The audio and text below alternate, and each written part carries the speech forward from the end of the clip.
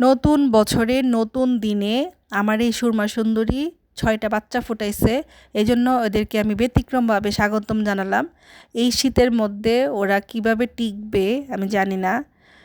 তো প্রথমে আমার মনটা খারাপ ছিল, আমি 10টা ডিম দিয়েছিলাম, মাত্র 6টা বাচ্চা ফুটছে এজন্য।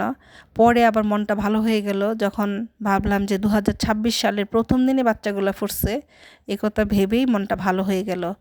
তো এই 2026 সালের এই 6টা বাচ্চা যেন আমার জীবনে লাকি 6 হয়ে দেখা দেয়, সেই জন্য আপনারা সবাই দোয়া করবেন। আর এই 2026 সালটা আমার জীবনে সুখ আর শান্তি বয়ে নিয়ে আসুক, সেই জন্য দোয়া করবেন।